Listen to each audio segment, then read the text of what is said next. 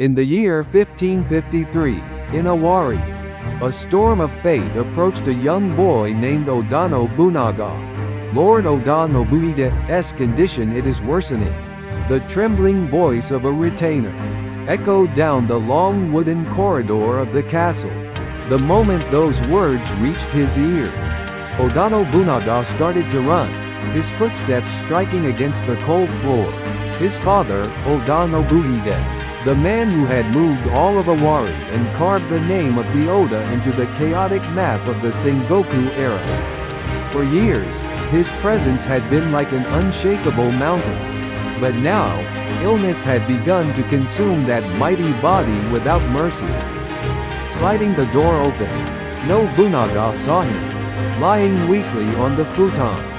Yet with sharp eyes that still burned fiercely, was his father. Nobunaga, you came, father. Nobunaga dropped to his knees. It was the first time he had ever seen his father looking so frail, so close to the edge of life. A tight pain gripped his chest. Listen well, Nobunaga. From this moment it is your era. The words were short, but their weight was crushing, far heavier than any armor. A boy barely in his mid-teens, branded a fool by those around him, was being handed the fate of an entire clan. Not long after, Oda Nobuhide took his last breath. He was 42, and at that moment, the man who had held Owari together vanished, leaving a silence that was quickly filled with whispers. This is the end of the Oda. Fear rippled through the castle town, through the retainers, through the bloodline itself.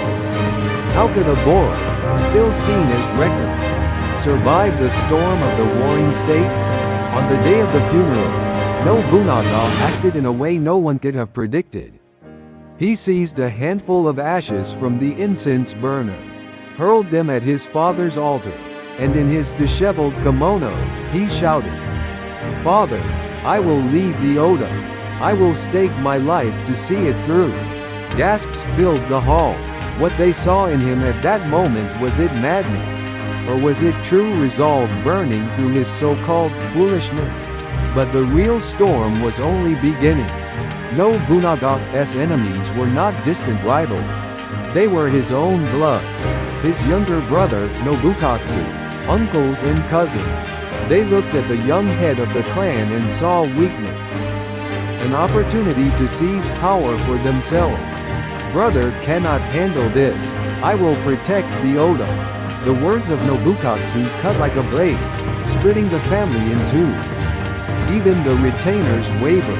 Some whispered, Nobunaga will destroy the clan.